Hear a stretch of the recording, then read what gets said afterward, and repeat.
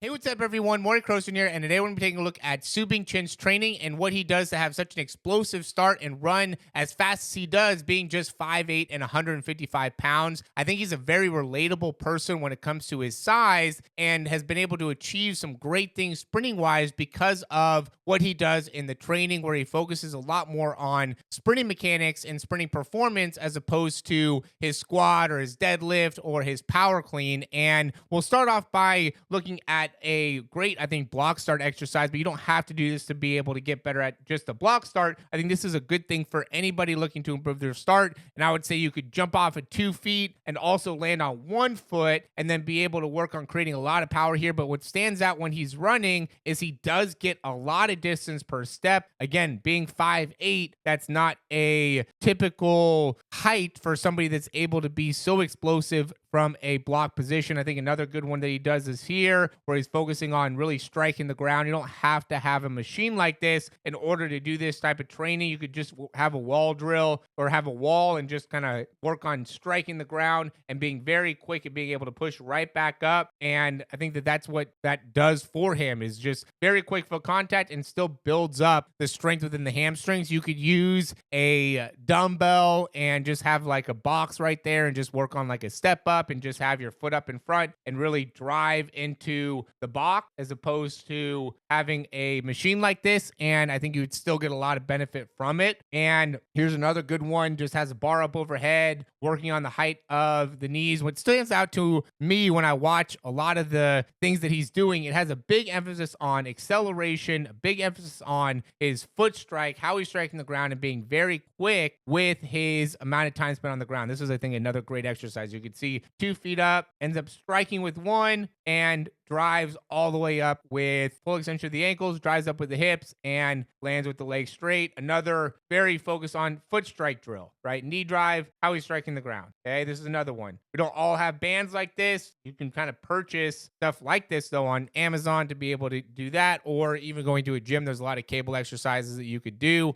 This is a big focus on, again, knee drive, having a box to jump on with the vertical jump. So he's getting plenty of height. Again, knee drive, foot height. So many of the things that he's doing has to focus on the knee drive. This one, it's going to be more of like his drive phase, acceleration phase. And when we watch him run, what stands out, he is able to cover such great distance here, 3 steps, and able to get those 3 steps. I mean, this was the Olympic champion, Marcel Jacobs. This is in the semifinals. In this race, Su Bingtian won. And a lot of it has to do, this when he ran the 6:29.60. A lot of it has to do with what he was able to do first 5, 7 steps. This is a 7th step here. He's way out in front of everybody. And again, I think a big focus on the acceleration is the reason why this is, I think, focusing on him staying down a little bit more. I do think in this race, he got out of that drive phase a little bit too early. I think he could have ran a better time. So he ran 6:29 here. And Usain Bolt, I want to say he ran 6:32 when he broke the world record when we ran that 9:58. Su Bingtian ended up running 9:83, so almost 3/10 slower, but beat him in the 60. So that last 40 meters, that just gives an idea of how fast Usain Bolt was running in those last 40 meters, and that Su Bingtian can definitely work on what he's doing on the last 40 part of the race. And to me, he puts such an emphasis on being quick with the foot strike and how he is striking the ground, like the front side mechanics. He's very limited in the backside, or when you watch like Noah Lyles has a ton of range in his backside. So that could be something that he could work on. I know his calves, I guess, are really weak. I mean, it makes sense when you watch this. Like, he doesn't get a ton of that push out of the calves that we typically see in elite level sprinters. He's much more focused on like the hamstrings and the foot strike, and I think that ends up impacting his ability to maintain as much top end speed. Even here, like, this is front side mechanics. He looks like he's probably pushing down with the heel, working on the arm swing, staying nice and upright. You already saw this exercise. And he does a lot of stuff too, where he's just working on his start, working on his acceleration, drive phase, getting the foot up, getting the knee up. I do think that your training really makes a big difference. It doesn't necessarily have to be a bunch of squats or lunges or deadlifts. It should be stuff that's going to translate to you running more effectively. And a lot of times what we have to work on is more landing, absorbing the force in the ground, the separation of the leg legs. I know for me, that's really helped in being able to run faster, is working on that knee separation or thigh separation. This is another great one. You get like a perform better, kind of like bungee, I would say. I think they're using a 1080 here would be my assumption. I don't know for sure, but you could see getting a ton of range in the steps there. And that's what stands out when he goes through the start. He gets great range in his thighs as he is accelerating, and therefore is able to run very elite times. You can't run very fast if you can't accelerate well, especially being 5'8". This is another one. So this isn't a traditional squat. He's quick loading, driving back up. So he's really emphasizing hip extension and being able to drive through the hips as quickly as possible. And I'd say that wants to be a big thing we want to focus on and get better at. This is a good one too. Just looking at his acceleration, right? He does a great job of staying patient through his drive phase. That's what stands out with his training. It's a lot of him accelerating. There's not a ton of him running top speed. It has a lot to do with him creating separation with the hips and working on the strength within his posterior chain, his glutes, his hamstrings, and then working a lot on B skips and high knee runs and posture, and then starts, right? Different types of resisted starts. You could go uphill, you can go downhill, staying through that range. And it's not surprising he is amongst the best starters in the world when you watch how often he's focused on his running mechanics, his sprinting mechanics, and really building his speed through there. So to me, the more you can focus on the drills, the more you can focus on the exercises that are going to be specific to building your own speed, then the better you're going to be when it comes to your sprinting performance. Another thing that stands out to me with Su Bingtian is, and really all these top athletes, Usain Bolt, Sha'Carri Richardson, Elaine Thompson, just been watching a lot of different things on all these athletes, Gabby Thomas even, and they're just very focused on what it is that they're trying to achieve, very motivated and have a lot of belief in what they can do. And that to me has really resonated with me in terms of what I need to be able to work on, which is having more belief in what I can do, having more belief in the training, and having a better understanding, a better connection to what is it I'm doing within my training to be able to get the goals that I'm trying to achieve. Right now,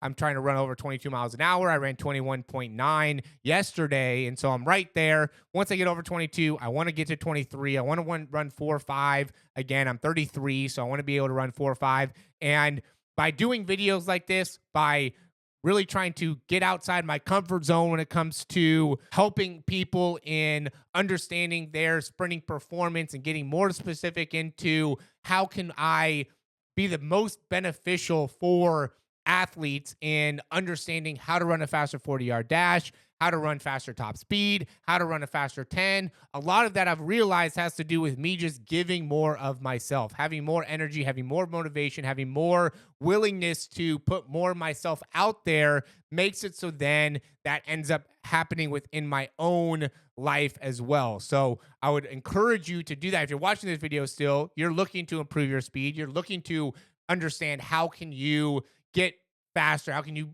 follow a training regimen to help make it so you can get faster. And that is exactly the type of person I want, right? That's the exact type of person I'm looking for to be in my circle. I don't necessarily have to know you. We don't have to have a conversation, but by me connecting with you through this video, through this technology, it helps me to be able to have just that much more motivation when I go to work out, to understand, okay, what can I do within my foot strike? What can I do within my training? How can I adjust certain parts of my training to make it so then I can run faster, and then be able to teach you guys and show you guys what it is that I did that made it so I could go from 21 to 22 miles an hour, or from 4.8 to 4.5 in the 40-yard dash. Because the more I can show you guys and the more understanding, the more clarity I have, then that creates a rebound effect where then I get more clarity on what I need to work on. And then that I share that clarity with you guys, and then I get more clarity. And by continuing to work on that, it just has helped in being able to achieve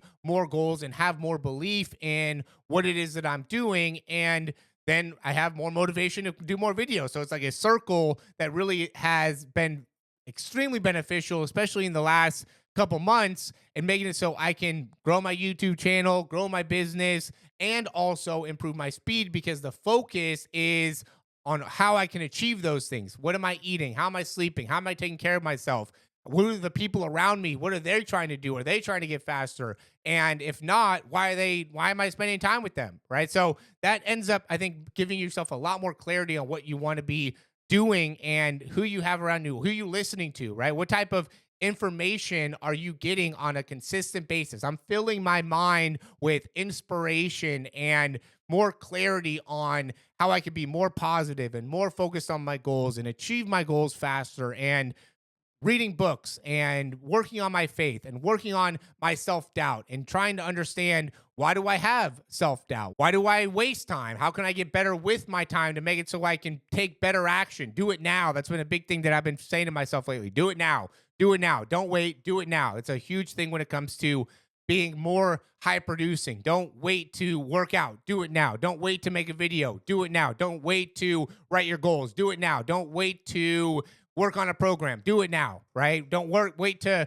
work on a website, to write up an email. Do it now. Do it now. Do it now, instead of wasting time doing things that are not going to get me closer to my goals. So the more I think you can get rid of the things that are preventing you or holding you back, just eliminate. What are the negative thoughts? What are the negative self images? How much are you thinking about the past? How much are you thinking about the future? How much time are you spending thinking about things that are not now, that are outside of your control, that are outside of things that you can have a direct impact on and have a direct impact on it today, now? Let's take action on those things and really isolate that and understand why you're trying to do the things you're trying to accomplish, whether it's run faster, jump higher, get stronger. Why? Why are you doing that? What is it for? Is it a person? Is it for yourself? Is it for your happiness? Why? Right? Because the more you can get connected to the why and how important the people around you are grateful for all the things that you have around you, instead of thinking about, oh man, that class, that's going to be next week, and oh, my finals next week, or the what my coach did last week, or what my coach said 3 months ago, or what my friend said 6 months ago or a year ago.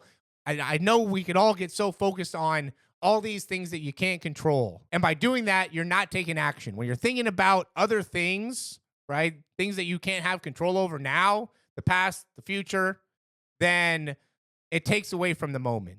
So let's get clear on the moment. Let's get clear on what it is that you can do to improve your sprinting. I think there's a lot of great context here for your ability to improve your speed wherever you are, however you can, and focus on that. And let's get better. I'm right there with you. I don't want you to think I'm saying this from some type of, I'm on a mountaintop looking down on everybody else that isn't able to do it. I'm working on it as well. So we're all working on it. We're in this together. I enjoy making these videos for you. I hope this resonates. If you're still watching this, like it and subscribe if you haven't already. Appreciate you guys as always. Thanks for watching. We'll talk to you soon, and have a happy new year.